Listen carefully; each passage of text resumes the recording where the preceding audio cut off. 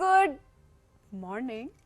हाँ good morning. अस्सलामुअलैकुम। Rising Pakistan में आपको कहेंगे खुश आमदीद। हमने कहा हमारा जैसे ही हमारा राइजिंग पाकिस्तान दिख रहा है वैसे हम सबको आवाज भी जानी चाहिए। Good morning. Absolutely good morning. Rising Pakistan में आपको कहते हैं वेलकम। मेरे साथ है सवीन फारूक और मेरे साथ है मोहम्मद शुएब और हमारे साथ है बारिश है, क्योंकि बारिशों का आगाज हो चुका है। बिल्कुल, अल्लाह सब खैर रखे।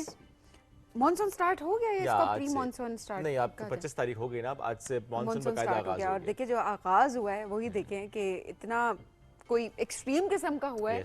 ऑनेस्टली अल्लाह की रहमत है, हम सब बहुत शुक्रगुजार हैं कि बारिश हो रही है, गर्मी का जोर टूट रहा है। और जाहिर है बहुत सारे मैदानी इलाके जिनमें हम देख रहे थे गर्मी की शिद्दत थी, वहाँ पर जो है वो उसकी शिद्दत में थोड़ी कमी आई है। But at the same time जो आज आते हुए सड़कों पे पानी था और आज जो आते हुए तूफान था और ड्राइव करना कितना मुश्किल हो गया था। सो ये चैलेंजेस जो हैं वो मॉनसून की अपनी जगह पे होते बिल्कुल ऐसे ही है। तो लेट्स बी सेफ इस दुआ इस उम्मीद के साथ कि जो मॉनसून का आगाज हुआ है ये पूरे पाकिस्तान के लिए बल्कि इस पूरे खत्ते के लिए बहुत अच्छा रहे। जो सभी आपने बात की कि आज सुबह आते हुए बहुत से लोग जो कि ऑफिस जा रहे थे, बहुत से लोग जो घरों से बाहर निकलते हैं, वाकई बड़ा मुश्किल था। बहुत सी जगहों पर इन्हीं हम देखते थे कि पानी खड़ा हुआ था। मैं जब गाड़ी निकाल रहा था अभी, जब मुझे क्योंकि राइट टर्न करना होता है घर से निकलते ही, सो आई थिंक 1 मिनट से ही बचत हुई है, क्योंकि दरख्त ऐसे गिरा है वहाँ पे। तो मैं इसलिए बात कर रहा हूँ कि प्लीज़ एक तो है कि जब आप गुजर रहे हैं जहाँ पे दरख्त लगे हैं तो बड़ी एहतियात से गुजरें, वहाँ पर एहतियात करें। और गाड़ियाँ दरख्तों के नीचे खड़ी इस वक्त ना करें, ये बड़ा इंपॉर्टेंट है। एहतियात बहुत ज़रूरी है। तो अल्लाह ने मतलब एक होता है ना, कुछ आप अक्सर ये बात कर रहे होते हैं कि कुछ सदका आपका काम आ रहा होता है तो आप नुकसान से बच जाते हैं। वो 1 सेकंड लगता है ना ज़मीन, वो दरख्त टूट जाता है, गिर जाता है। कच्चे कुछ दरख्त भी, जैसे सफेदे के दरख्त के बारे में हम अक्सर बात करते हैं कि बड़ी कच्ची सी लकड़ी होती है तो गिर जाता है। तो नहीं, और खुद देखे ना हमने किया क्या अपने माहौल के साथ, ये हमने खुद ही तो किया है ना। अब हम ये कह दें कि अच्छा डिजास्टर्स क्यों आ रहे होते हैं, वो हम सबको पता है क्यों आ रहे होते हैं। हमारी लापरवाहियां हैं, दहाइयों की हमारी गलतियां हैं जिनको आज हम भुगत रहे हैं, हमारी जनरेशन, आने वाली जनरेशन। लेकिन वही बात है सनी कि ज़रा हम इस पे बात कर रहे होते हैं कि अच्छा हमारी गलतियां, लेकिन हमें ये बात बहुत ज़्यादा सुधारनी है। और आज का हमारा शो भी कुछ इसी अंदाज से हमने डिज़ाइन भी किया है कि हमें अब क्या करना है, हंगामी बुनियादों पर हमें क्या करना है, एज एन इंडिविजुअल हमें क्या करना है, इदारों को क्या करना चाहिए और इदारे किस तरीके से काम कर रहे हैं, उस पर भी बात करनी बहुत ज़्यादा ज़रूरी होती है।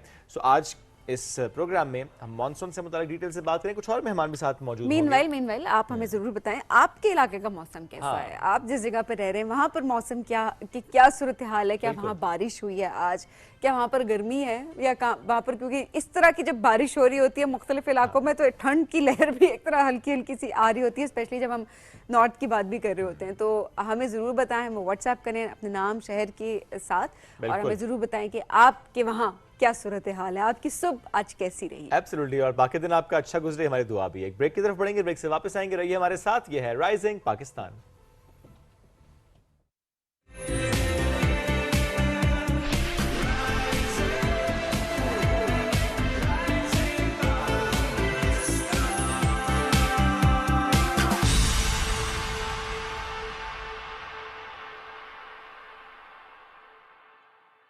अस्सलाम वालेकुम, वेलकम टू आवर शो रिवायतों की लज्जत।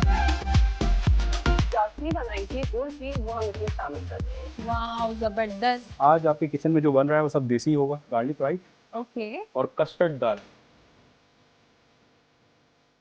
आप डाल दिए, ठीक है। इसको थोड़ा सा अच्छी तरह मिक्स कर लेना है। इसी मसाले को आप बहुत जगह यूज कर सकते हैं। पालक पनीर डिफरेंट मेथड है इसका बनाने का। हम बॉईल करते हैं, बॉईल नहीं होगी, स्टीम होगी इसके अंदर, जो उसका जो आयरन है वो भी इसके अंदर बरकरार रहेगा। ज़्यादातर खाना मैं बच्चों के हिसाब से बनाती हूँ कि बच्चे जो खाएंगे वो बड़े भी खा लेते हैं। हम आपके लिए लेकर आते हैं मजे मजे के खाने।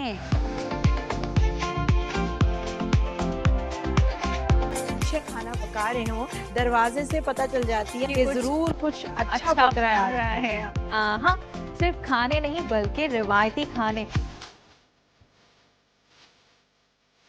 लोबिया जो है वो बच्चों को कैसे खिलाई जाए, जिसकी कबाब बना लिए। कबाब जो है वो ऐसी डिश है जो बच्चे हर फॉर्म में खा लेते हैं। लजीज खाना जो होता है उसकी खुशबू से ही पता चल जाता है कि कितना मजे का खाना वो होगा। आज हम बना रहे हैं फ्राइड मोमोज। स्टीम ज्यादातर लोग पसंद करते हैं। खाना अच्छा नहीं पकाना आता तो आपका सारा काम बेकार हो जाता है। तो देखना मत भूलिएगा रिवायतों की लज्जत, सिर्फ और सिर्फ पीटीवी होम पर।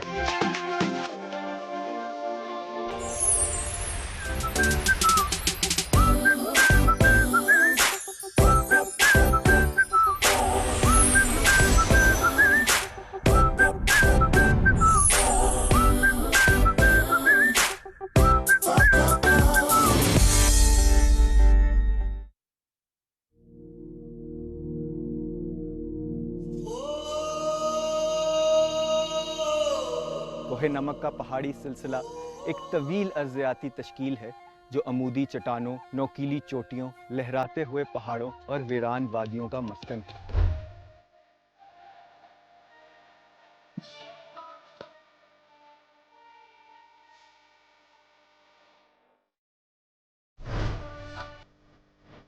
एक वेटलैंड ऐसा जियोग्राफिकल फीचर होता है जो साल का ज़्यादातर अरसा ज़ेरे आब रहता है। साइबेरिया से जो माइग्रेटरी बर्ड्स आते हैं और जहाँ की जंगली हयात हैं, ये सब इसकी बायोडाइवर्सिटी में और इस इलाके की वैल्यू में कंट्रीब्यूट करते हैं।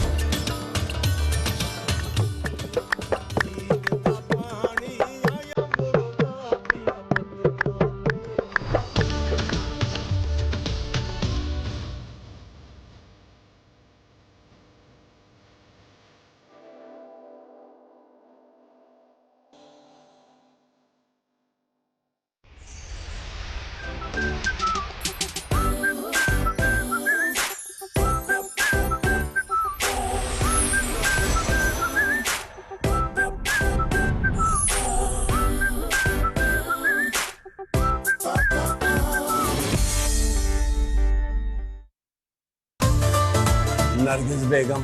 नरगिस के बाद बेगम लगाने का हक तुम 25 साल पहले ही खो चुके हो। मेरी वीडियो वायरल हुई है और उसके ऊपर 5 लाख व्यूज और 2000 लाइक्स भी आ गए। बेटा इसमें तो फिर जोरदार लाइक मेरा देना अभी बंद करो। पहले अच्छी तरह चेक कीजिएगा, फिर कार्रवाई कीजिएगा। अब लगेंगे ताले तुम्हारे रेस्टोरेंट पे। आंखें भी खुली, मुंह भी खुला, कहीं गुजर तो नहीं है। तो तू क्या कर रहा है इधर? सोच रहा हूँ। चल बाहर जाके सोच। मेरा दिमाग यहीं चल रहा है। यहाँ मेरा डंडा भी चलता है। एक दफा मुझे वो बंदा मिल गया ना, उसकी गिच्ची मरोड़ दूंगा मैं। हस्ती अपनी अहबाब किसी है, ये नुमाइश शराब किसी है। मेरा प्यार ठुकराया था ना, अब मेरा इंतकाम देख। वो मेरा कारोबार है, तुम मेरा प्यार हो। कारोबार और प्यार को अलग अलग रखना चाहिए। गन किसको दिखाते हैं? ऐसी की तैसी प्यार का तड़का।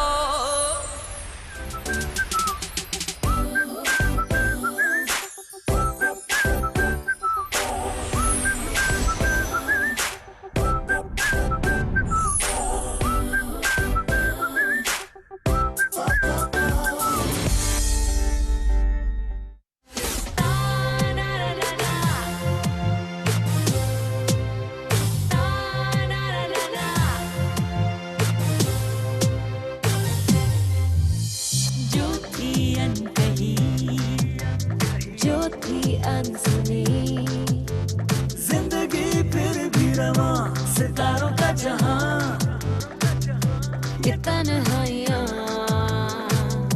ये परछाइयां, यादों का है समा, सितारों का जहां, सितारों का जहां।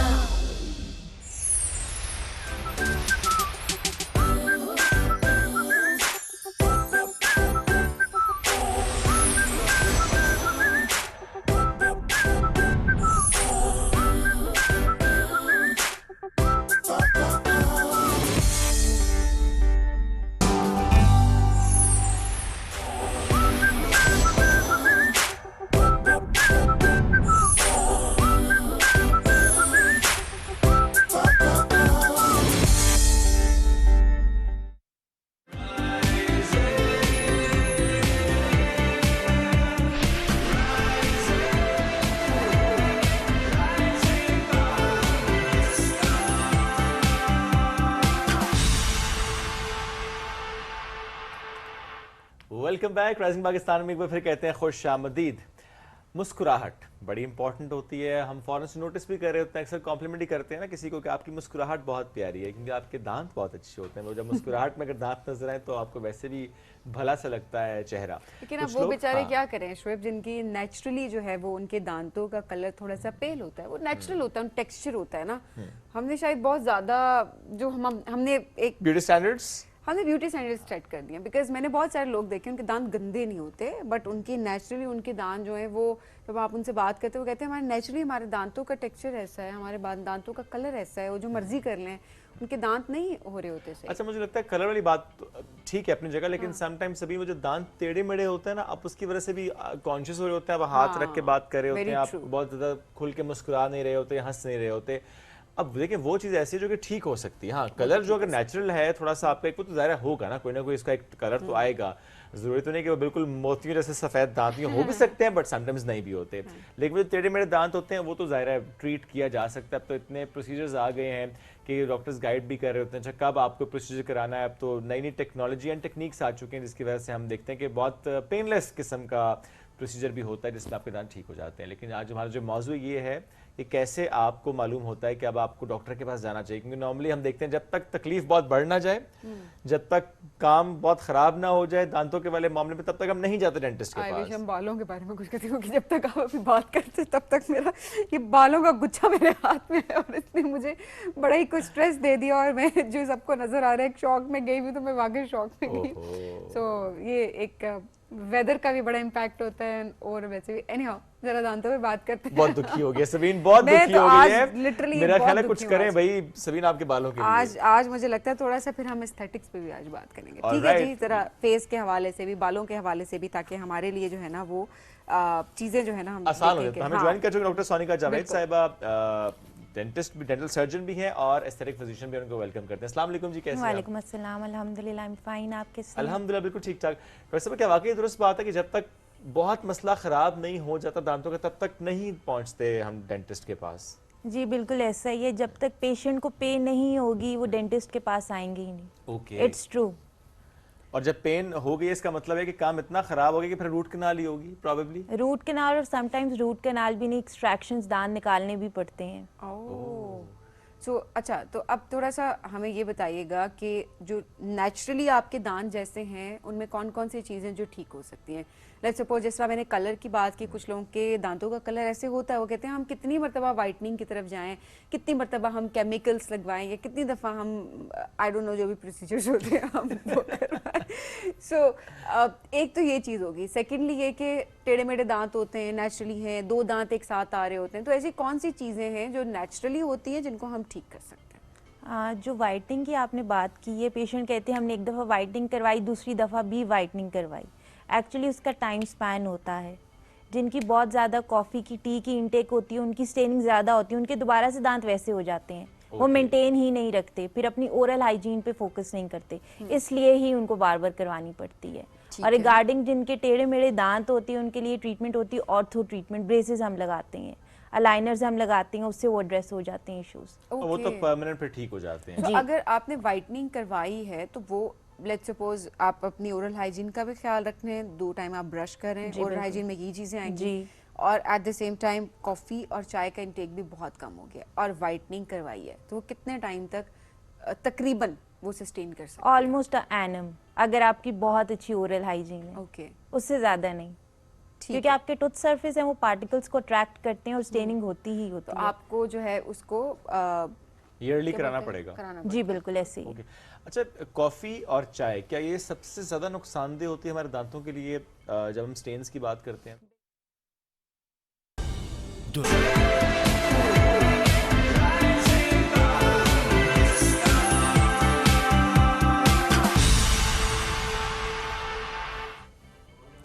वेलकम बैक जी, राइजिंग पाकिस्तान में आपको कहेंगे खुश आमदीद। और अब ज़रा बात करते हैं जदीद तालीमी निज़ाम की, जो कि बहुत ज़्यादा इम्पॉर्टेंट है कि एडवांस टीचिंग मेथड्स की तरफ अब हम जाएं, अपने बच्चों को ज़रा अच्छे तरीके से पढ़ाने की कोशिश करें। जब मैं अच्छे तरीके से पढ़ाने की बात करती हूँ तो हम अपने ज़माने की जब बात करते हैं और आज से अगर हम कंपैरिजन करते हैं तो हमें ये ख्याल आता है कि काश हमें इस तरह पढ़ाया गया होता जिस तरह अभी पढ़ाया जाता है बच्चों को, बिकॉज वो लेक्चर ओरिएंटेड क्लास होती थी, ज़्यादा फोकस होता था बस सिलेबस ख़त्म हो जाए किसी तरीके से, तरबियत पे कम फोकस किया जा रहा होता था, कनेक्शन टीचर से कम बिल्ड होता था। और अब अगर देखा जाए तो कनेक्शंस पे ज़्यादा फोकस किया जा रहा होता है, सिलेबस को भी उस तरह कवर किया जा रहा होता है कि बच्चे इंटरेस्ट लेकर कुछ सीख रहे हों। सिर्फ क्लास में ऐसा ना हो कि क्लास का टाइम पूरा करना है और बच्चे को बस आपने पढ़ाना है। तो देखिए जो ट्रेडिशनल टीचिंग मेथड्स हमारे थे उनके फ़ायदे भी काफ़ी थे, लेकिन उनके नुकसानात भी हमने देखे हैं और इसका एक लॉन्ग टर्म इम्पैक्ट बच्चे की पर्सनालिटी पे, आगे उसकी पूरी ग्रूमिंग पे एक फ़र्क हमने ज़रूर देखा है। लेकिन क्योंकि जब लिटरेरी शुएब जब यूनिवर्सिटी में आप जाते हैं तो आप एक प्राइवेट स्कूल के बच्चे में या एक ऐसे स्कूल के बच्चे में जो कि ट्रेडिशनल टीचिंग मेथड से पढ़ के आए और एक एडवांस टीचिंग मेथड की बात की जाए तो एक बहुत फ़र्क आपको यूनिवर्सिटी लेवल पे जाके फील हो रहा होता है। अच्छा, इसमें सभी ने एक बात और भी है कि पहले के स्कूल में अगर हम बात करें तो वहाँ पे खेल कूद होता था। लेट्स अप्रिशिएट दैट के फोकस था कि अच्छा फिजिकल एक्टिविटीज़ और ग्राउंड्स में जाना, बहुत से ऐसे गेम्स हो रही होती थी, अभी भी होती हैं, उस अंदाज से नहीं होती जिस अंदाज से होनी चाहिए। सो आज का हमारा मौजू भी ये है कि खेल कूद कितना इंपॉर्टेंट है, फिजिकल एक्टिविटीज़ कितनी इंपॉर्टेंट है, कि अगर सिर्फ हम सिलेबस पे फोकस करेंगे कि अच्छा बस क्लास में बैठना है, अब इतने घंटे के लेक्चर्स हैं या इतने क्रेडिट आवर्स हैं, तो फिर हम शायद बच्चों को थोड़ा सा फिजिकली डिस्टर्ब कर रहे हैं और हम उनको पीछे लेकर जा रहे हैं। आजकल के पर्सपेक्टिव से बात की जाए, आप घरों के लिहाज से बात करें कि हम बच्चों को जब घर में भी बैठे होते तो बच्चे हर वक्त सिर्फ सोशल मीडिया पे, टैब पे, नो फिजिकल एक्टिविटी। तो कितना इम्पोर्टेंट है कि अपने बच्चों को खेल की इम्पोर्टेंस समझाएं, खेल से किस तरह से उनकी तरबियत की जा सकती है, किस तरह से खेल के जरिए हम उनको सिखा सकते हैं, उनकी ग्रूमिंग कर सकते हैं। तो आज इस हवाले से बात करेंगे। हमारे साथ मौजूद हैं जी सोशल एक्टिविस्ट भी हैं, कंट्री डायरेक्टर भी हैं राइट टू प्ले के, अली ख़याम साहब। अस्सलाम वालेकुम अली साहब, क्या हाल है? जी, थैंक यू सर, बहुत शुक्रिया ज्वाइन करने के लिए, माशाल्लाह वसी तजुर्बा आपका। ये जो खेल कूद के ज़रिए तालीम फराहम करना या खेल कूद के ज़रिए तालीम को और बेहतर करना, क्योंकि ज़ाहिर जब आप फिजिकली एक्टिव होते हैं तो आप बेहतर परफॉर्म भी कर रहे होते हैं, ये आइडिया और इसको इम्प्लीमेंट करना, फिर पाकिस्तान के मुख्तलिफ इलाकों में इम्प्लीमेंट करना, प्लीज़ ज़रा शेयर कीजिएगा, व्हाट वाज योर एक्सपीरियंस?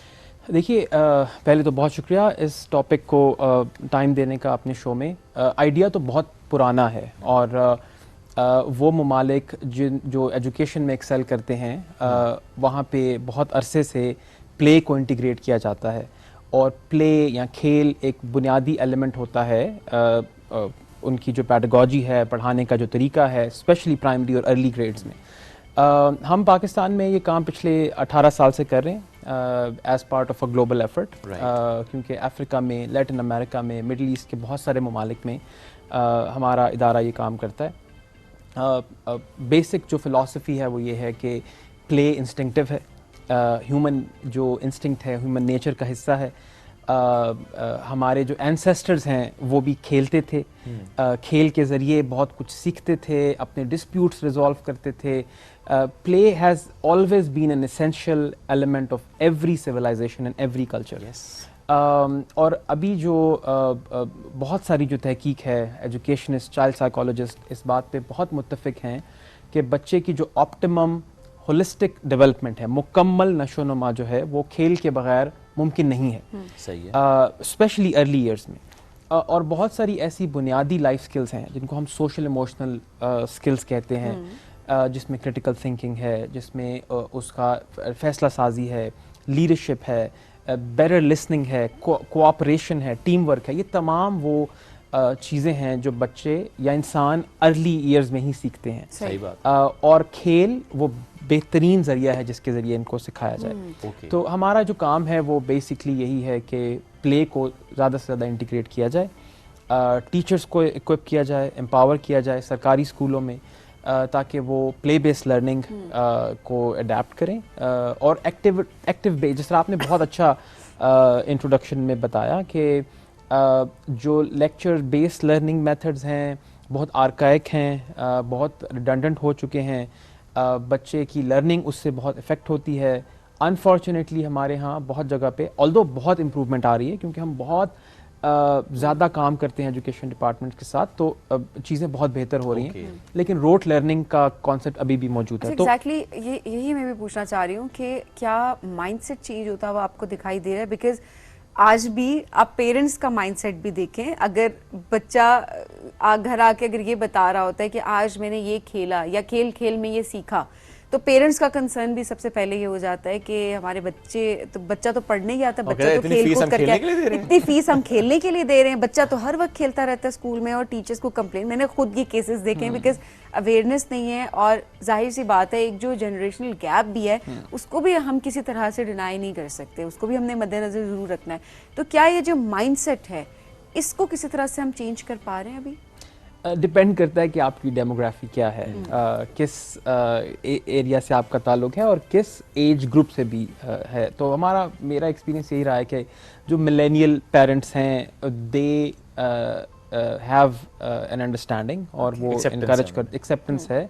बल्कि हम जैसे लोग जब अपने बच्चों के स्कूल में जाते हैं तो हमारा तो मुतालबा ये होता है स्कूल से कि प्ले ज़्यादा होना चाहिए, बिकॉज हमारे बहुत सारे जो प्राइवेट स्कूल्स भी हैं उनमें भी बहुत बुरे हालात हैं। जो हाई फी पेइंग स्कूल भी हैं वहाँ भी बच्चे वहाँ पे नहीं है खेल, वहाँ पे ग्राउंड्स ही नहीं है। नहीं है जी, बिल्कुल नहीं है और इट्स वेरी अनफॉर्चुनेट। और हमारा तो मुतालबा भी यही रहता है गवर्नमेंट से भी और जितनी भी सूबाई और फेडरल मिनिस्ट्रीज ऑफ एजुकेशन हैं कि वो उनको भी बेहतर रेगुलेट करें।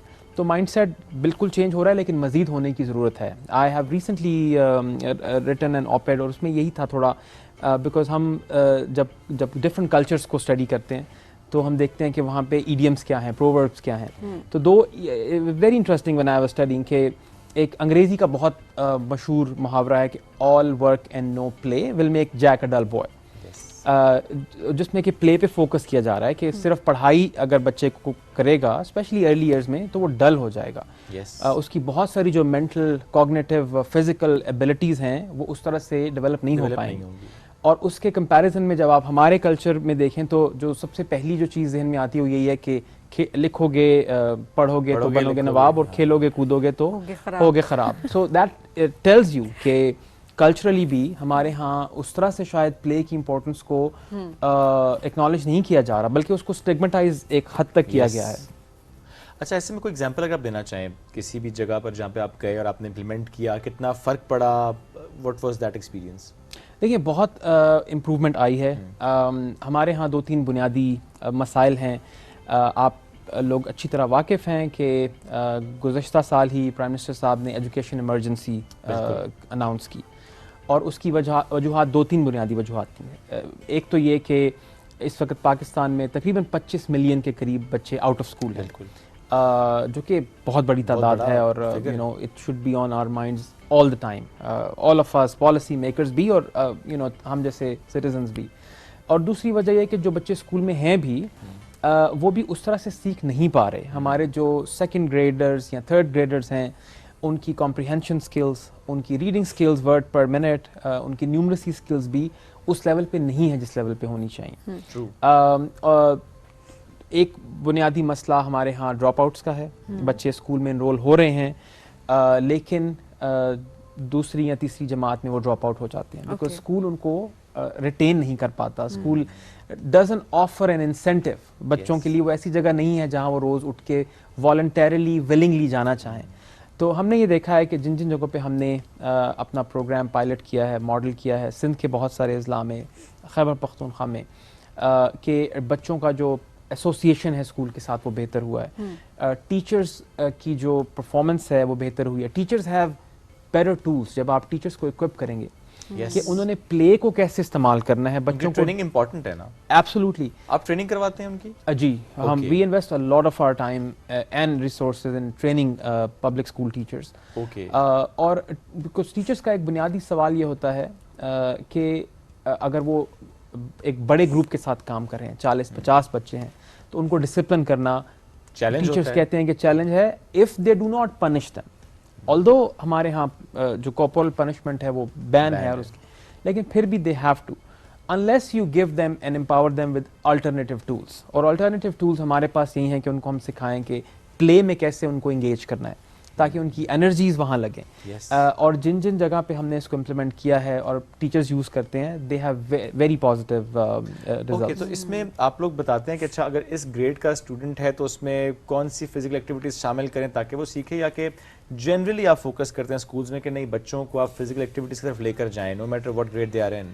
दोनों चीज़ें हैं। दोनों चीज़ें जी बिल्कुल, दोनों चीज़ें हैं। एक तो टीचर्स को ये इक्विप करना कि उन्होंने अपने पढ़ाने के अंदाज में, जिसको हम पैरागॉजी कहते हैं, उसको एक्टिविटी बेस्ड कैसे बनाना है। अगर वो हिसाब का एक लेक्चर कर रहे हैं तो उसको कैसे एक गेम में कन्वर्ट करना है ताकि बच्चे इंटरेस्ट लें उसमें। और यही मॉडर्न तरीका है जो तमाम उन ममालिक में जहाँ एजुकेशन में बहुत काम हुआ है, हो रहा है। फिनलैंड का मॉडल बहुत फेमसली उसको कोट किया जाता है। बहुत सारे हमारे भी प्राइवेट इदारे उसको यूज़ करते हैं। सही। और दूसरा ये भी कि age appropriate activity, physical activities उनको प्रोवाइड की वो जाए। तो करिकुलम का हिस्सा नहीं होनी चाहिए? बिल्कुल होनी चाहिए, लेकिन ऐसा है नहीं हमारे यहाँ। क्या फिनलैंड में है ऐसा? जी बिल्कुल, बहुत सारे ममालिक में बिल्कुल ऐसा ही हो रहा है कि पीई का एक पीरियड है। हमारे यहाँ हायर ग्रेड्स में तो है, ऑल्दो उसका भी जो इस्तेमाल है वो बहुत क्वेश्चनेबल है, लेकिन प्राइमरी ग्रेड्स पे हमारे यहाँ फिज़िकल एजुकेशन टीचर्स की प्रोविज़न भी नहीं है। सूबाई स्कूलों में भी और इवन यहाँ पे भी, तो वो भी बहुत ज़रूरी है, बिकॉज दैट अगेन डिस्प्लेस के थोड़ा एक निगलेक्ट है और इसको बेहतर होने की ज़रूरत है। जी बिल्कुल, इसके ऊपर बेहतर काम करने की बहुत ज़्यादा ज़रूरत है। एट द सेम टाइम एक करिकुलम जब हम देख भी रहे होते हैं, मैंने फ़र्क देखा है खुद, उसमें ये होता है कि लेसन प्लान, जैसे आप टीचर्स की बात करें ना, कि आप लेसन कोई, उसमें मेहनत क्योंकि ज़्यादा होती है कि एक लेसन है बस आप उसको ऐसे डिलीवर कर दें तो it's comparatively easy as compare to कि आप उसको प्लान करें ओवरऑल हर बच्चे के लिहाज से, कि आपने उसको किस तरह से म्यूज़िक के थ्रू बच्चों को सिखाना है, आपने किस तरह से किसी और खेल के थ्रू, किसी आउटडोर एक्टिविटी के थ्रू आपने सिखाना है। मैंने तो एक जगह देखा कि वो जो टेंसेस होते हैं जिनको हम बड़ा रो रो के कर रहे होते थे कि हमें समझ ही नहीं आती जी, present tense, past tense, present perfect tense, और बहुत ज़्यादा थे। हम लिटरली वो हमारे लिए वो एक बड़ा चैलेंज होता था और दिल नहीं करता था अंग्रेजी की क्लास में जाते हुए। सो मैंने वो भी सिनेरियो देखा है जहाँ पर म्यूजिक के थ्रू टेंसेस सिखाए जा रहे थे और बच्चों को फिंगर टिप्स पे आ रहे होते हैं और उनको फिर ये नहीं पता होता जी ये प्रेजेंट परफेक्ट टेंस है, बट उनको उनकी रवानगी इतनी अच्छी हो जाती है कि उनको खुद ही समझ आना शुरू हो जाती है। सो मेरा ख्याल है इसमें फोकस जो है ना, जो आप बता रहे हैं ना, वो टीचर्स पे करना बहुत इंपॉर्टेंट है। करिकुलम में आप जितना मर्जी चेंज लेके आ जाएं, अगर आपका टीचिंग मेथड ठीक नहीं है तो आप उस तरह से डिलीवर नहीं कर पाते। जी बिल्कुल, बिल्कुल ऐसा ही है। टीचर जो है वो पिलर है, बुनियादी एक पिवट है जिसके अराउंड पूरा स्कूल और पूरा जो निज़ाम है वो गर्दिश कर रहा है। और फिर उसके बाद स्कूल जो है, हम ये समझते हैं कि इट्स लाइक एन इकोसिस्टम, और जब तक टीचर, हेड टीचर, पेरेंट्स, वो पूरी कम्युनिटी उसको मिल के चलाती है, मिल के चलाना दैट्स हाउ, जी दैट्स हाउ इट इज़। और जो टीचर्स हैं उनकी हमने ये देखा है कि जो जिन टीचर्स को आप सिखा देते हैं वो उसको फिर अच्छी तरह यूज़ करते हैं। उनको भी फ़ायदा नज़र आता है ना, क्योंकि जब बच्चा अच्छा परफॉर्म करेगा तो टीचर्स ज़्यादा खुशी किससे होगी? खुशी होगी। चैलेंज क्या होता है इसमें आपको? और टीचर्स का काम भी आसान हो जाता है। आसान हो जाता है। चैलेंजेस बहुत हैं जी, बिकॉज एक तो चैलेंज ये है कि हमारे यहाँ इस वक्त क्लाइमेट रिलेटेड डिज़ास्टर्स एक we are among the countries जो कि बहुत ज़्यादा द वर्ज है। आजकल भी बहुत सारी फ्लैश फ्लड की वार्निंग्स है, अल्लाह करे कि हालात उस तरफ ना जाएं, बिकॉज दैट डिरेल्स द प्रोसेस। हमने बहुत सारा काम किया गवर्नमेंट के साथ इलाकों में भी किया, आप लोगों ने कहा वहाँ भी बहुत सारा काम किया, तो कुछ तो ये भी हो जाता है कि आप डिट्रैक हो जाते हैं। बहुत सारे बच्चों को आप जब you bringing back children to school, अब फिर सैलाब आता है, बहुत सारे इलाके कट जाते हैं उससे। हमने देखा 2022 में जब सैलाब आया तो हमारी जो आउट ऑफ स्कूल पॉपुलेशन है उसमें बहुत ज़्यादा इजाफा हुआ क्योंकि बच्चे स्कूल नहीं जा सके। And when once a child is dropped out for 6 months 1 year, उसको वापस लाना बहुत मुश्किल चैलेंज है। तो ये जो एक तो natural disasters is definitely a challenge, उसके अलावा रिसोर्सेज की डेफिनेटली कमी है, उस तरह की फंडिंग नहीं है अभी भी एजुकेशन प्रोग्राम्स को जिस तरह से होनी चाहिए। तो ये सब चैलेंजेस हैं, लेकिन I think the positive thing is कि हम जिन इदारों के साथ काम करते हैं, चाहे वो मिनिस्ट्रीज ऑफ एजुकेशन है, वहाँ पे एक विलिंगनेस हमें नज़र आती है। दैट्स वेरी नाइस, विलिंगनेस भी है, आप लोग काम भी कर रहे हैं और ज़ाहिर there is always room of improvement. जितना भी काम किया जाता है लगता है कम है, बिकॉज ज़ाहिर पॉपुलेशन साइज आप पाकिस्तान का देख लें, इशूज़ को देख लें, तो उसमें जितना भी काम किया जाए वो कम लग रहा है। अच्छी बात यह है कि किस तरह से हमारा प्राइवेट सेक्टर भी आगे आ रहा है और किस तरह से मिलकर गवर्नमेंट के साथ काम भी कर रहे हैं, एट द सेम टाइम अपनी जिम्मेदारियों को भी निभा रहे हैं, ये भी ज़रूरी चीज़ है। आखिर में कोई सक्सेस स्टोरी आपकी हो तो वो भी ज़रूर बताएं, कोई ऐसा स्टूडेंट, कोई ऐसी कहानी जिस तरह से आप जिन इलाकों में जाते हैं वहाँ पर जाके आप काम कर रहे होते हैं बच्चों के साथ, बच्चियों के साथ, सो कोई सक्सेस स्टोरीज जो आप शेयर करना चाहते हैं? देखिए बेतहाशा सक्सेस स्टोरीज हैं, बिकॉज हम इस वक्त भी तकरीबन 300-400 स्कूल्स के साथ रेगुलर बेसिस पे काम कर रहे हैं और उसके अलावा एक बहुत बड़ा डेटा सेट है स्कूल्स का जिनको हम अपनी टेक्निकल असिस्टेंस प्रोवाइड करते हैं। बहुत सारे टीचर्स ने अपने काम में बहुत तब्दीली लाई है। मुझे याद है बहुत पहले एक टीचर थे मानसहरा में, he was about to retire, और हमने उनको अपनी जब ट्रेनिंग प्रोग्राम में इंक्लूड किया तो he wrote his own story और उन्होंने उसको बहुत इंटरेस्टिंग टाइटल दिया एंड ही सेड के because from a remote school primary school teacher थे और उन्होंने कहा कि इस ट्रेनिंग के बाद मुझे लगता है जैसे मैं 0 मीटर गाड़ी की तरह हो गया हूँ क्योंकि मुझे because he has been teaching for many years और जो उनके बाकी मानदा कुछ साल थे टीचिंग के ही सेड के I feel much better you know teaching now because of knowing the value of play and knowing कि उसको कैसे इंटीग्रेट करना है because ये भी बहुत ज़रूरी है। और इसमें ये बात बड़ी इंपॉर्टेंट है कि देखें एक्सेप्टेंस भी आना कि अच्छा इतने सालों का मेरा तजुर्बा था, मैंने इतने सालों काम किया था, बट स्टिल मुझे ये लग रहा है कि नहीं मैं बिल्कुल फ्रेश स्टार्ट कर रहा हूँ, 0 से स्टार्ट कर रहा हूँ और एक नए अंदाज से स्टार्ट कर रहा हूँ जो कि ज़रूरी भी है उस वक्त के हिसाब से। It's very very important. Ali साहब बहुत शुक्रिया, आप साथ मौजूद थे, wonderful work you are doing, all the best जो भी आप आगे इस मामले को लेकर जिस तरीके से चल रहे हैं। हम एक ब्रेक की तरफ बढ़ेंगे, ब्रेक से वापस आएंगे, रहिए हमारे साथ। ये है राइजिंग पाकिस्तान।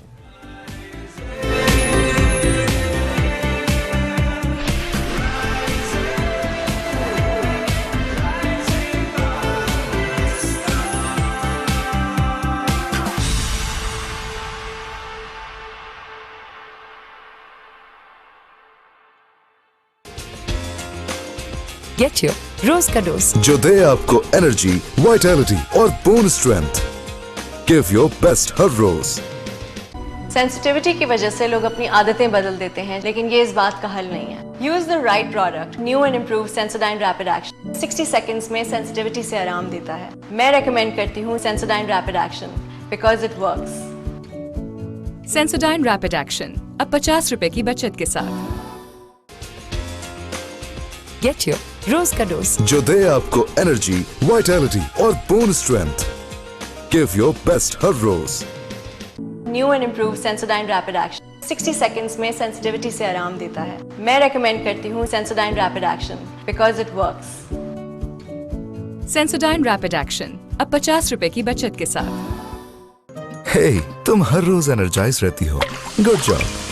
इतना ही आसान होता है अपना रोज का dose that has vitamin C, B6, D3 और जरूरी कैल्शियम। गेट योर रोज का डोज। गिव योर बेस्ट हर रोज।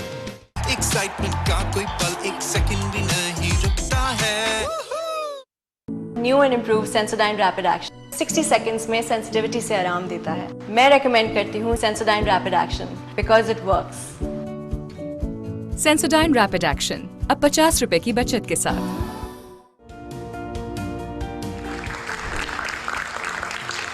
दीवार के पार क्या है, नकाब के पार क्या है, इस बहस में मत उलझो। सिर्फ ये जान लो कि समझ की तह तक पहुंचने के लिए सोच की सीढ़ी दरकार होती है। एक जरा सोचने दो।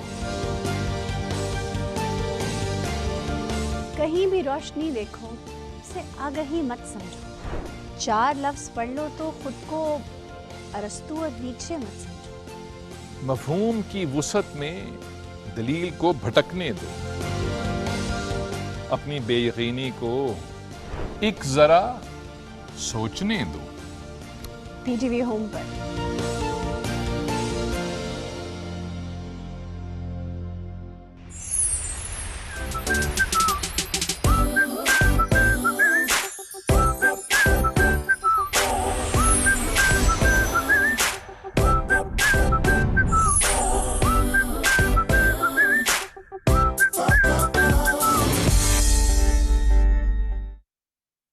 सेंसिटिविटी की वजह से लोग अपनी आदतें बदल देते हैं, लेकिन ये इस बात का हल नहीं है। Use the right product, new and improve Sensodyne rapid action 60 seconds में सेंसिटिविटी से आराम देता है। मैं रेकमेंड करती हूँ Sensodyne rapid action because it works.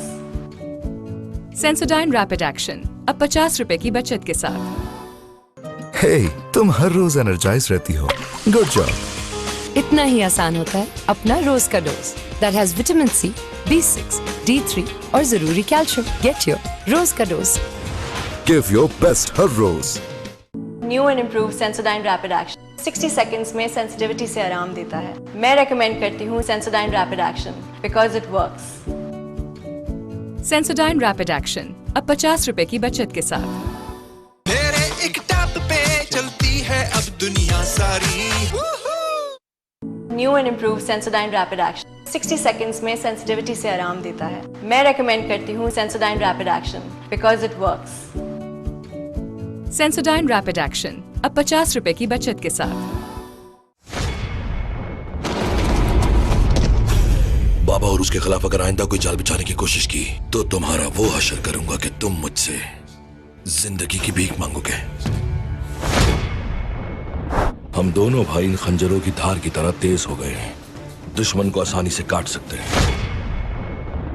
अब लड़ाई नागुज़ीर है।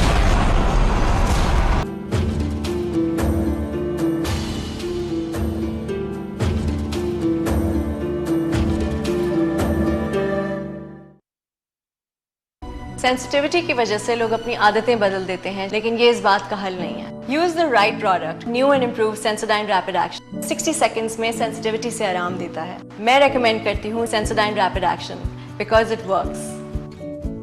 सेंसोडाइन रैपिड एक्शन अब 50 रुपए की बचत के साथ।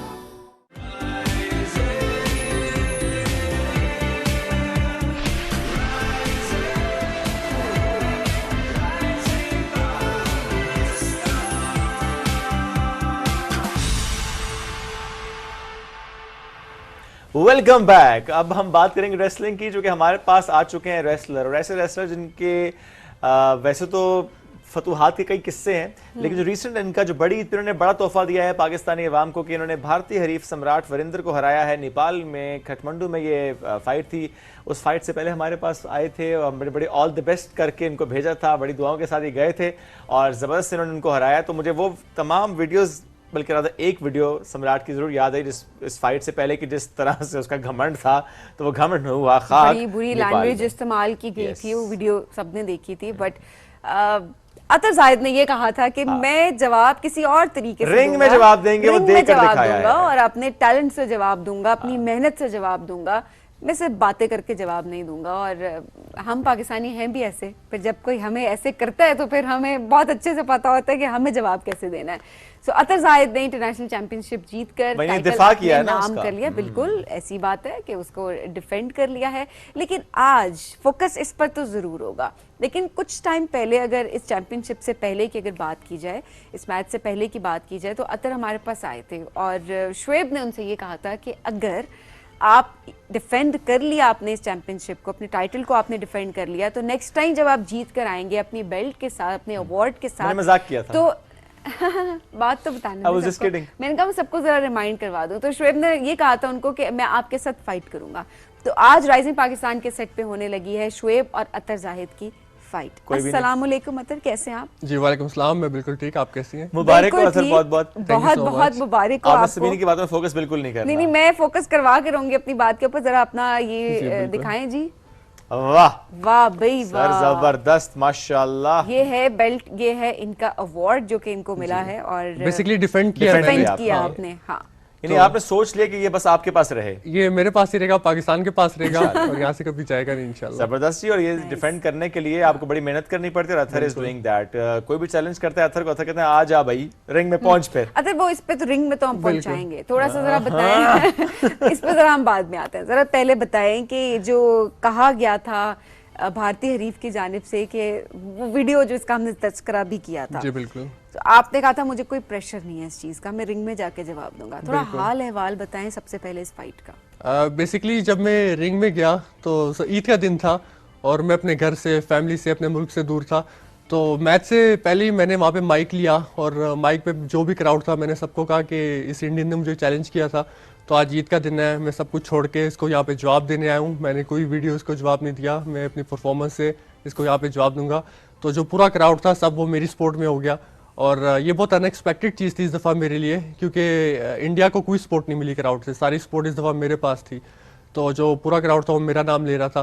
तो हाँ, तो जब मैच शुरू हुआ काफ़ी टफ मैच था, क्योंकि वो जो मेरा अपोनेंट था वो मेरे से डबल साइज का था, बहुत हैवी था, बल्कि था, मेरा ख्याल है कोई 3-4 गुना था। बिल्कुल ऐसे ही था। तो काफ़ी ये जो मैच था वो टफ मैच हुआ और ड्यूरिंग मैच मुझे यानी शोल्डर इंजरी भी हो गई थी। मेरे शोल्डर पे मूवमेंट खत्म हो गई थी। तो 1-2 पॉइंट ऐसे आए थे जहाँ पे मुझे लगा ये मैच काफी टफ हो रहा है। क्या हुआ? शोल्डर पे इंजरी कैसे हुई? बेसिकली उसने जो मूव्स मुझे हिट किए थे, सुप्लेक्स मारा, फिर और जो उसके मूव्स थे वो उसने मुझे हिट एंड किया। यू न्यू इट उनके मूव्स के मुतालिक, क्योंकि हम जब भी फाइट होती है तो हम अगले को स्टडी करते हैं कि अच्छा उसके क्या टिपिकल मूव्स हैं। बिल्कुल बिल्कुल, मैंने उसके सारे मूव स्टडी किए हुए थे, तो मुझे पता था ये हिट होगा। लेकिन किसी टाइम आपका अपोनेंट कोई और टेक्निक यूज करता है तो आपको इंजर्ड करने की नीयत से ही वो मारता है। तो मेरे शोल्डर में मूवमेंट खत्म हो गई थी, तो लेकिन फिर भी मैंने किसी तरह यानी बैकअप किया। और इसमें ये भी था कि हार्डकोर मैच था और सब चीज़ें अलाउड थी, तो मुझे वहाँ पे ऑडियंस सब चीजों से क्या मुराद है? जो मर्जी मारो, जो मर्जी मार सकते हो, कोई भी आपको वेपन नजर आए, कुछ भी आप यूज कर सकते हो। हाँ, तो मुझे वहाँ पे किसी की बैसाखी नजर आई थी ऑडियंस में से, क्रश नजर आया, मैंने उसे उठा के उसको मारना शुरू कर दिया। फिर ये जो टाइटल है ये मैंने उसके फेस पे मारा, सर पे मारा, तो एक दफा मारा पूरा क्राउड कहता वंस मोर, मैंने दोबारा मारा। आपने क्राउड के कहने पे मारा ना, वरना आप तो शब्द तो पसंद नहीं करते। नहीं, कोई रूल्स नहीं होते, मुझे परेशान ना करें इस बात में। बताया था कि मतलब सब कुछ अलाउड था ना। कोई रूल नहीं होते कि किधर, मतलब लेट्स सपोज आपने ये मारा तो हेड इंजरी भी हो सकती है। बिल्कुल, मतलब it could be very dangerous. Basically categories होती है ना। ये हार्डकोर मैच था, तो इसमें ये था कि आप आंखों में नहीं मार सकते, नाक में नहीं मार सकते, फेस पे नहीं मार सकते, बाकी आप कहीं भी मार सकते हैं। तो ये था, तो अल्हम्दुलिल्लाह मैंने फिर मैच विन किया। तो तबीयत कैसी है उनकी अब? उनकी आई डोंट नो, मुझे पता नहीं, लेकिन खासी खराब हुई होगी। हाँ बिल्कुल, और इस दफा मैंने स्ट्रेटेजी भी ये सोची हुई थी कि एक तो ये कि मैं उसकी टांगों पे अटैक करूंगा, उसको गिराऊंगा, और दूसरी चीज ये कि मैं मार खाता रहूंगा ना डेलिबरेटली, इंटेंशनली। ये सोच के गए थे? ये सोच के गया था, ताकि जब इसको लगे कि सारा मैच इसके कंट्रोल में आ गया है तो वहीं से मैं काउंटर लेके इस पे अटैक कर दूंगा, और वैसे ही हुआ। तो ये मुझे मारता रहा, मैं बस अपने आप को प्रोटेक्ट करता रहा, डिफेंसिव मोड में रहा। तो जैसे ही मुझे फील हुआ कि अब ये समझ रहा है कि मैं जीतने वाला हूँ, अपना फिनिशर मारने लगा, तो वहीं से मैंने काउंटर लेके उल्टा उसी पे अटैक कर दिया। और ये स्ट्रेटेजी आज आप भी अपना सकते हैं, मेरा और आपका जो मैच होना है। तो आप पहले मार खाते रहे डेलिबरेटली, फिर जब आपको लगे कि मैं मैच जीतने वाला हूँ फिर आप मुझ पे अटैक करते। मुझे तो नहीं ना आता है, मैं कमजोर सा बंदा हूँ। तो मेरा ख्याल है मैच का हाल अहवाल तो हमने काफी पूछ लिया, तो अब आप वो जो चैलेंज आपने ऑन एयर किया था, हमारे पास अभी भी वो मौजूद है रिकॉर्डिंग, और आपने बंदा हम मजाक भी ना करे। नहीं, आपने इसने मजाक किया था? नहीं बिल्कुल नहीं, मजाक किया था ना, मजाक सीरियस था और चैलेंज था। पता नहीं शायद इनको यकीन नहीं था कि आप जीत के आएंगे। नहीं ऐसी बात नहीं है, मैंने फाइट की बात नहीं की थी, हमने डेमोन्स्ट्रेशन की बात की थी।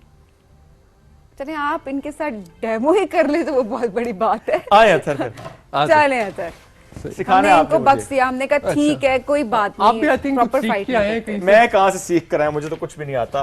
अच्छा, आप मुझ पे अप्लाई करेंगे या मैं आप पे अप्लाई करूं? जाहिर है मैं ही करूंगा अप्लाई। अच्छा। आप नहीं करें तो बेहतर है मेरा ख्याल है। चले आज। अच्छा, टाइप करेंगे पहले? कुछ करता हूँ। अच्छा चले आज। हाँ जी, काबू हो गया था। हाँ, ये टेक्निकल मूव शोएब भाई ने पकड़ लिया मुझे। ये क्या रुक जाए, ये देखें, ये बेल्ट आप मुझे देना। नहीं, आप नहीं हो सकते, आपने हराया थोड़ी है, आपको मुझे इसके लिए पिन करना पड़ेगा 1 2 3। अच्छा, जब तक आप पिन नहीं करते या तो 1 2 3 आपने करना है। ठीक है जी, आप रेफरी हैं। चले आज। चलें जी, ये मैच होने जा रहा है अतर जाहिद और मोहम्मद शोएब के दरमियान, और ये 1 2 ये टेक्निक मैंने गिरना था, मैंने चाहिए दोबारा गिराना है, सिर्फ ऐसे लोग नहीं। अच्छा ओके हाँ आज चलें। ये देखें जी, ओए होए अतर नहीं जीतने दें इनको प्लीज। ये आप टीवी पे हैं और लोग देख रहे हैं आपको, मेरा टाई करते हैं अतर, ये मत करें। ये बेल्ट हम दोनों शेयर कर लेते हैं। और वैसे गिव अप ना किया करें। नहीं, मुझे मारेगा। नहीं मारेंगे, नहीं। अच्छा, आपने एक्चुअली नहीं मारना, ये हार्डकोर मैच नहीं। टेक्निकल मूव, एक टेक्निकल मूव आप मेन पे अप्लाई कर दूं? ठीक है, आज मारना नहीं है मुझे। नहीं, टेक्निकल मूव है बस। नहीं लगेगी। ये टाई अप हुआ, ओके, ठीक है, ये नेक ऊपर। हाँ, ये सलाम सर। मैंने आपको जोर से तो नहीं पकड़ा? नहीं इजी था। उन्होंने हाथ होला रखा है, आपको उनका शुक्रिया अदा करना चाहिए। हमने तो प्रॉपर अभी तो हमने इतना सीरियस नहीं लिया था आपकी इस बात। आपकी बात मानी है ना? हाँ, वो तो आपको माननी पड़ती, मेरी क्या आपने मानी है, जो आवाम देख रही है उसकी बात आपने मानी, वरना कमेंट्स कर करके उन्होंने आपको छोड़ना नहीं था। I tried my best. You had no option. Absolutely. Very well. कह रहे हैं ना I tried his best. मुझे कोई नंबर तो देना 10 में से यार, कोई 9.5। चलिए आपको अब मैं ट्रेन करूंगा अगले मैच के लिए। हाय, वैसे अगर मैं इस उम्र में जिसमें सांस भी भूल गए, इस उम्र में सोचूं कि अच्छा मुझे सीखनी है रेसलिंग, तो क्या ये मैं सीख सकता हूँ? अभी क्या एज आपकी? 18.5 साल। नहीं, अगर आप इस एज के 18 के हैं फिर तो जरूर सीख सकते हैं। ओके। अगर आप 35 या 40 के फिर जरा मुश्किल होगा, क्योंकि जो जितनी आपकी एज अर्ली आप सीखेंगे उतना नहीं, मजाक नहीं, मैं सीरियस बता रहा हूँ आपको। फिर तो सीख सकता हूँ। हाँ, अभी तो 35 में बहुत साल पड़े हैं। बिल्कुल। और बेसिकली या तो आप मार रहे हो तो या मार खा रहे हो तो रिंग में, बाहर से देखने वाले को तो लग रहा होता है कि बहुत ईजी है, लेकिन जब वो एक्चुअल में रिंग में जाते हैं फिर उनको पता चलता है कि ये क्या है। तो इसमें आपकी स्ट्रेंथ ट्रेनिंग बहुत इंपॉर्टेंट है सर। स्ट्रेंथ है, आपका स्टेमिना है, आपकी टेक्निक्स हैं, आपके पास मूव्स होने चाहिए, रिंग स्किल होने चाहिए। हर रेसलर का डिफरेंट क्राइटेरिया होता है, हर रेसलर की डिफरेंट टेक्निक होती है। ओके। तो ये इंडिविजुअल टू इंडिविजुअल डिपेंड करता है कि आपको क्या चीज सूट करती है। ओके। हाँ, आपकी हाइट के अकॉर्डिंग, आपकी वेट के अकॉर्डिंग। एब्सोल्युटली। आपको हाइट का बहुत एज है, बहुत एडवांटेज है इसका। आपके मूव्स भी अपने हाइट के हिसाब से। बिल्कुल। एक जो मेरा फिनिशर मूव है डेजर्ट स्लैम, वो 6'5" से कोई गिरे तो उसके लिए उठना मुश्किल होता है। फिर वो आपने यहाँ करके नहीं दिखाया। मैं वही पकड़ने वाला था एक्चुअली। आपने पहले ही गिव अप कर रहे थे। एक्चुअली जब इन्होंने मुझे पकड़ा होता ना, लोक लगाया था, मैं वहीं से सोच रहा था कि इनको उठा ही लूंगा वहां से, तो बड़ा इजी था वो। तो आपने उठा लेना था, ये क्या बात नहीं, उस वक्त आपने कहा था कि मैंने कुछ नहीं करना, जो करेंगे ये करेंगे। नहीं, मैं तो मजाक कर रही थी। मैं भी। फिर आज एक दफा और नहीं। अच्छा, आखिर में एक लास्ट मूव हो खबरदार, इसमें कोई ऐसी बुराई नहीं है। आप ब्रेक पे जाते हैं मेरा ख्याल है। नेक्स्ट अब कोई चैलेंज किसी ने कर तो नहीं दिया आपको? अभी तक तो नहीं आया, लेकिन मैं इंतजार कर रहा हूँ कोई और चैलेंज करे। और डिफेंड करेंगे आप ही नहीं किया था पिछला जो वो तो हमने फिर शेयर कर लेना बेल्ट अभी। नहीं शेयर ऐसे तो नहीं ना, आप मुझे हराएंगे, पिन करेंगे 1 2 3 फिर मैं तो मजाक में मैं किसी को चैलेंज नहीं करूंगा। अभी तो 1 बोला था और शुएब साहब बस ये गिव अप कर दिया।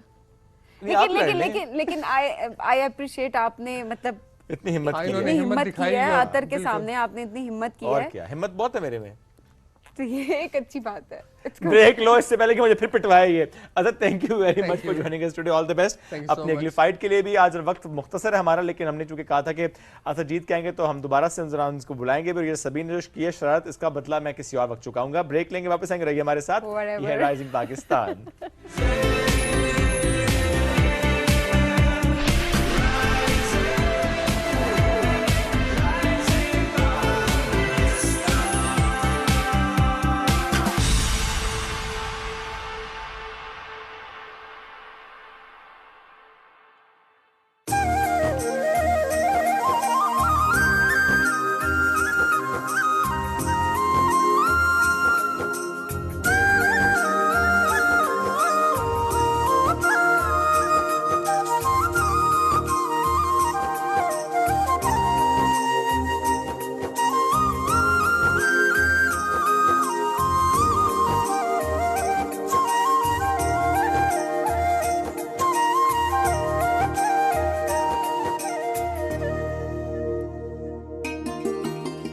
गूंजती गरजती बरसती छम वाटरफॉल।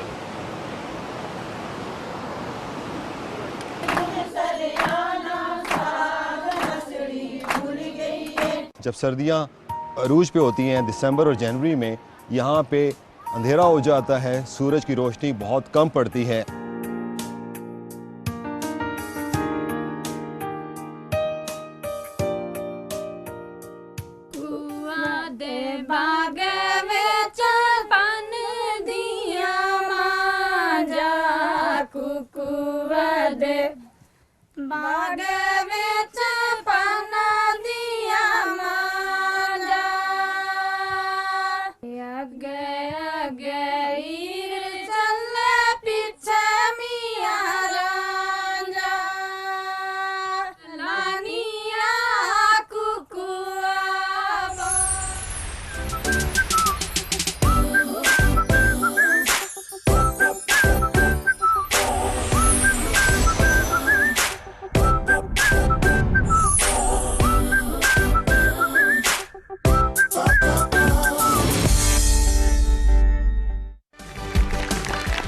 आज तो बड़े खुश हो, बड़े अच्छे कपड़े पहने हुए हैं यार। ये जो सूट मैंने जिससे सिलाया ना, वो लेडीज दर्जी था।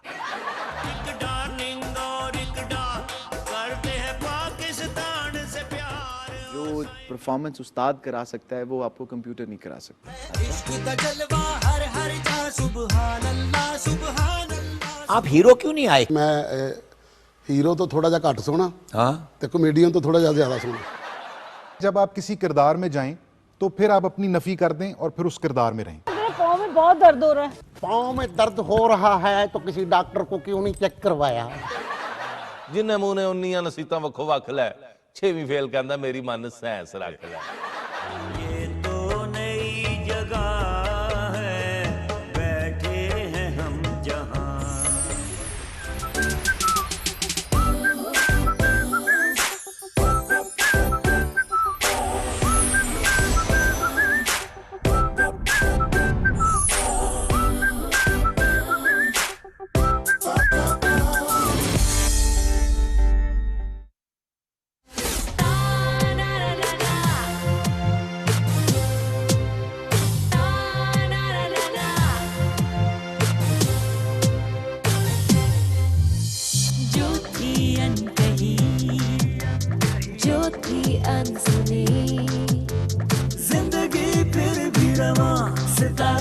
जहां, ये तन्हाइयां,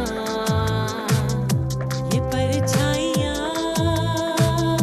यादों का है समा, सितारों का जहां, सितारों का जहां।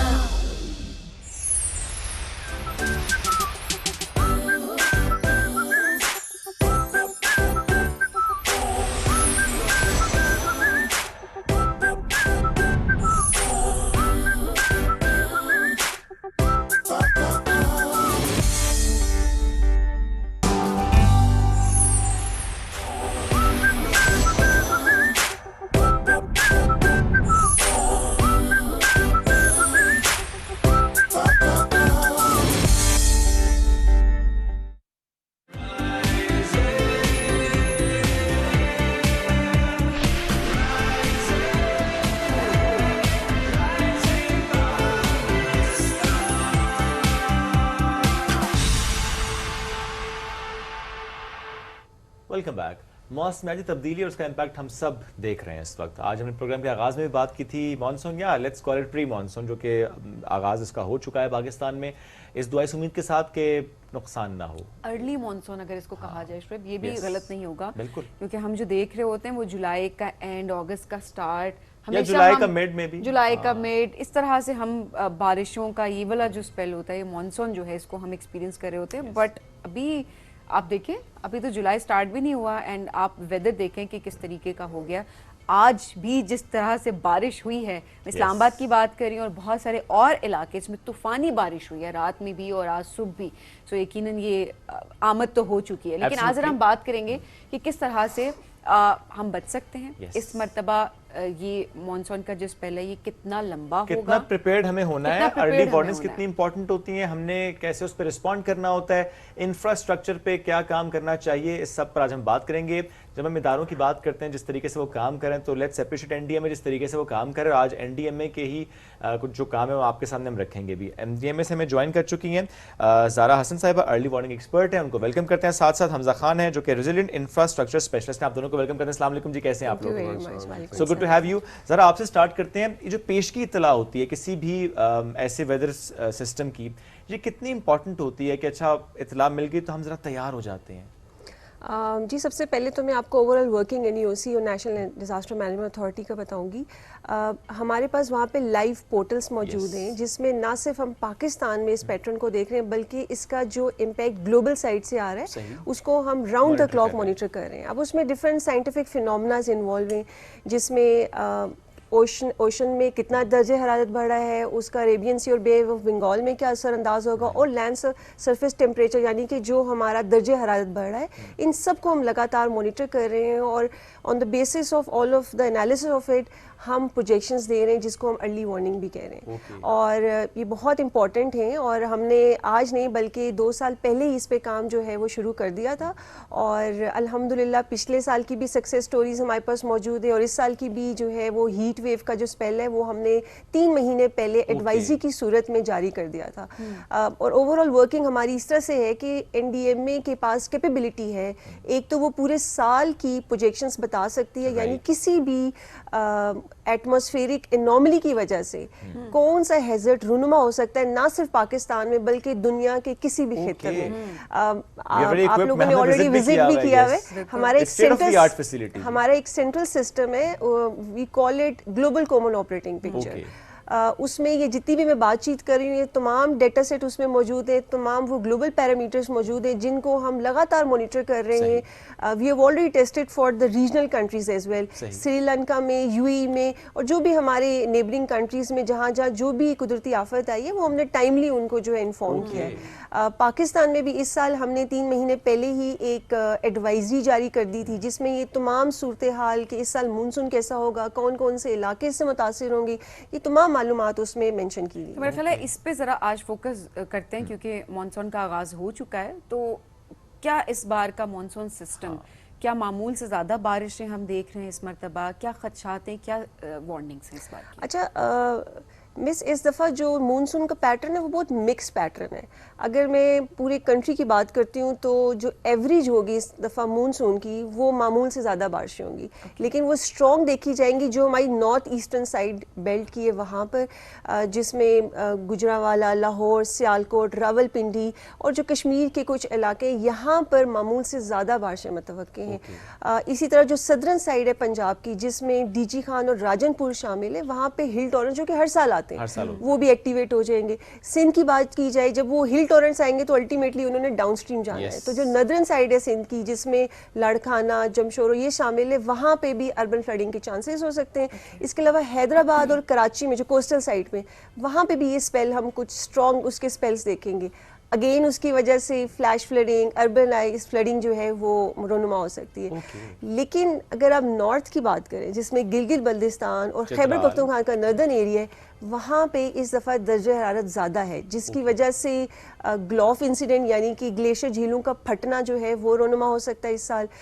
इसके अलावा लैंडस्लाइड के इवेंट हो सकते हैं। कराची और ये जो बलूचिस्तान का एरिया पट्टी है, यहाँ पर जो भी ईस्टर्न साइड पे लग रहे हैं, अगेन वहाँ पर बारिशें ज़्यादा होंगी, जिसमें जो जोब और ये कोयटा का जो इलाका है यहाँ पे it will remain dry. तो it's a mixed pattern across the country. लेकिन इसमें क्या हम ये कह सकते हैं कि चित्राल पे बहुत ज़्यादा हम फोकस कर रहे हैं बिकॉज ऑफ दिस कि हमने पिछले कई सालों से देखा है वो ज़्यादा इफेक्ट हुआ है? जी बिल्कुल, चित्राल मैं आपको बताना चाहूँगी पाकिस्तान की रैंकिंग में, वल्नरेबिलिटी की रैंकिंग में इट इज़ टॉप 1। टॉप पे whatever hazard you name you will find it over there. Landslide हो, ग्लॉफ हो, फ्लैश फ्लडिंग हो, रिवरलाइन फ्लडिंग हो, everything is there. I personally visited Chitral, हमने वहाँ की ग्राउंड ट्रूथिंग भी की हुई है। असल में उसकी जो टोपोग्राफी है वो इस किस्म की है जो चीज़ जी ज़्यादा प्रोन है डिजास्टर और हैजर्ड की। सो इसमें फिर हमजा आप बल्कि इसमें ऐड करें, हम क्या करें not just Chitral but otherwise भी जब हम इंफ्रास्ट्रक्चर को देखते हैं, सो एनडीए में ऐसे कौन से स्टेप्स ले रहा है कि जहाँ पे कमज़ोर इंफ्रास्ट्रक्चर है कि वहाँ पर हम ऐसे स्टेप्स लें कि नुकसान कम हो? जब